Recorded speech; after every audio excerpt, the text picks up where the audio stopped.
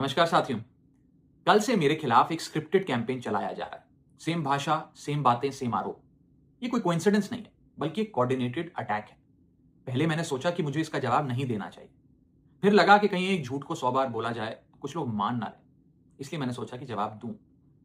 आम आदमी पार्टी ने 3 आरोप लगाते हुए ये कहा कि इन 3 आरोपों की वजह से हम राघव चड्ढा को पार्लियामेंट में बोलने का मौका नहीं देंगे। राघव चड्ढा के पार्लियामेंट में बोलने पर रोक इसलिए लगाई गई क्योंकि उन्होंने ये 3 गलतियां करी। मैं एक-एक करके इन तीनों पर आपसे बात करना चाहूंगा। पहला आरोप कि जब ऑपोजिशन पार्लियामेंट से वॉकआउट करता है, सदन से वॉकआउट करता है, तो राघव चड्ढा वहीं बैठे रहते हैं, वो वॉकआउट नहीं करते। ये सरासर झूठ है, सफेद झूठ। मैं चुनौती देता हूं, एक इंस्टेंस, एक दिन ऐसा बताइए जब ऑपोजिशन ने वॉकआउट किया हो और मैंने उनका साथ ना दिया हो, मैं साथ में वॉकआउट नहीं किया हो। और पार्लियामेंट में तो हर जगह सीसीटीवी कैमरा है। आप सीसीटीवी कैमरा निकाल कर दिखा दीजिए, दूध का दूध और पानी का पानी हो जाएगा। दूसरा आरोप लगाया कि राघव चड्ढा ने चीफ इलेक्शन कमिश्नर के इंपीचमेंट मोशन पर, यानी कि मुख्य चुनाव आयुक्त को हटाने वाली जो याचिका थी, उस पर साइन करने से मना कर दी। दूसरा सफेद झूठ। ना मुझे आम आदमी पार्टी के किसी भी नेता ने इस मोशन पर साइन करने के लिए कहा, ना औपचारिक तौर पर कहा, ना अनौपचारिक तौर पर कहा। और आम आदमी पार्टी के राज्यसभा में कुल 10 सांसद हैं, जिनमें से 6 या 7 सांसदों ने इस मोशन पर खुद ही साइन नहीं किया।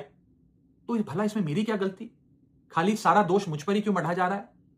और इस मोशन के लिए राज्यसभा में कुल 50 सिग्नेचर चाहिए होते हैं, यानी कि 105 विपक्षी सांसदों में से मात्र 50 सिग्नेचर से ये याचिका पूरी हो जाती। तो इतना शोर क्यों? और तीसरा आरोप जो मुझ पर लगाया गया वो ये था कि राघव चड्ढा डर गए हैं और इसलिए वो बेकार मुद्दे उठाते हैं।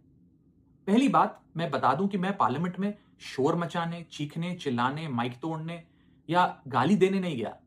मैं वहां पर जनता के मुद्दे उठाने गया हूं, लोगों की बात करने गया हूं। और मैंने कौन सा मुद्दा नहीं उठाया?